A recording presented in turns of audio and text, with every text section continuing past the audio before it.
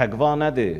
Özünü qorumaq, pisliyə getməmək, yaxşı iş görmək, iradəli olmaq, həyalı olmaq, iffətli olmaq, dürüstlük, düzlük, vəfadarlıq.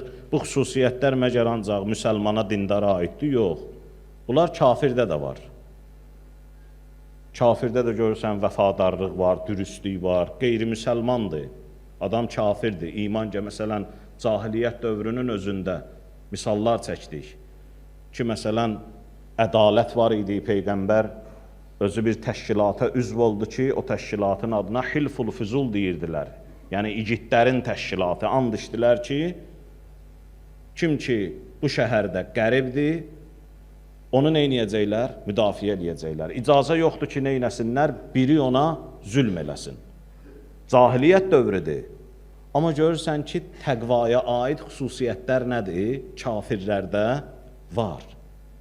Belə deyil ki, ancaq müsəlmanlardadır. Yəni, müsəlmansansa təqvadan danışaq. Müsəlman deyilsənsə, bu mövzu hələ ikinci, üçüncü dərəcəlidir, mərhələdədir. Yox, belə deyil. Allah Teala Qur'an-ı Kərim göndərib, Peyğəmbər göndərib, 12 imam göndərib. Qur'anın, Peyğəmbərin, imamın işi nədən ibarətdir? Hidayət eləməkdən. Qur'an neynər? Hidayət eləyər. Peyğəmbər nəyə görə gəlib? Hidayət eləyir. Bunların işi hidayət eləməkdir. Qur'an-ı Kərimin nə qədər barəsində var ki, və şifaun lima fissudur və hudən lilmuttəqin, təqvalılara hidayət gəlib, ürəkdəki, sinələrdəki xəstəliklərə şəfadır. Qur'an-ı Kərim özün təqdim eləyəndə, tanıtdıranda hudən kəlməsi işlədir. Yəhdi lilləti hiyə əqvəm. Bu bir kitabdır ki, hidayət eləyər. Qur'anın işi hidayət eləməkdir. Görün, Allah Teala, burada bir haşiyə çıxım sözümə, nə qədər mərhəmətlidir ki, təkcə dəvət eləmir, adam da göndərir, vəsilə də göndərir. Adətən dəvət iki cür olur. Mən səni çağırıram, da indi özün gələrsən, necə gələrsən, nə vaxt gələrsən, kiminlə gələrsən, nə ilə gələrsən, öz işindir. Dəvətlisən. Amma bir də var, dəvət eləyirəm, adam da göndərirəm, maşın da göndərirəm, vəsilə də göndərirəm. Allah Teala insanları, bəndələrini sadəcə dəvət eləməyib. Gör, nə qədər şey göndərib.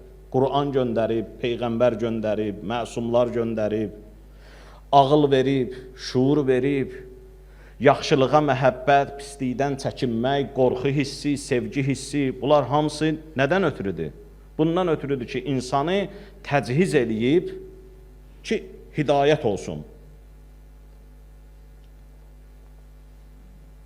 Özü də necə bir Peyğəmbər? Bu, çox mühüm bir nöqtədir ki, insanın hidayət olmasına bu nöqtə kifayət eləyər ki, barəsində düşünsün. Allah görün, bizi hidayət eləməyə, bəşəri hidayət eləməyə kimi göndərir? Peyğəmbər ki, barəsində buyururlar, fəxri kainatdır. Bütün kainatın qürur yeridir. Yəni, bütün aləm fəxr eləyir. Allah Teala özü fəxr eləyir Həzrət Peyğəmbərlə. Adam var ki, onunla bir dənə kənd fəxr eləyər. Adam var, bir şəhər fəxr eləyər. Onunla adam var ki, bir ölkə fəxr eləyər. Adam var, dünya fəxr eləyər. Adam var, göydə mələklər də fəxr eləyər. Adam var, cinlər də fəxr eləyər. Getdən nə qədər gedirsən, ta sonu nədir? Adam da var ki, Allah onu ilə fəxr eləyir. Hələ Cənab-ı Cəbrəili Allah Teala Peyğəmbərə nazil eləyəndə buyururdu ki, Cəbrəil, get Peyğəmbərə salam de. Xanım Xədicə-i Kübra salamullahi əleyha sağ olan vaxtlarda get Peyğəmbərə salam de və mənim salamımı Peyğəmbər Xədicəyə də çatdırsın. Və ona desin ki, Allah onun vücudu ilə fəxr eləyir. Yəni, bir insan ki, qadın olsun, kişi olsun, fərq eləməz. Allah onu ilə fəxr eləyir. Bəh, nə gözəl bəndəm var. Mələklər, yer, göy, cinlər, ey müqəddəs ruhlar, hamımız şahid, mən bundan fəxr eləyirəm.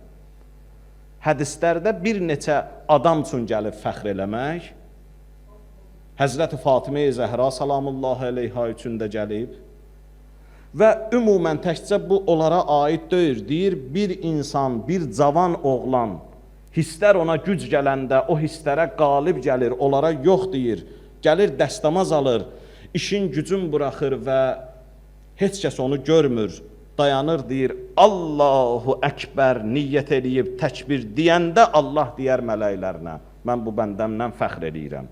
Siz məcburən mənim itaətimdəsiz, bu isə könüllü mənim itaətimdədir.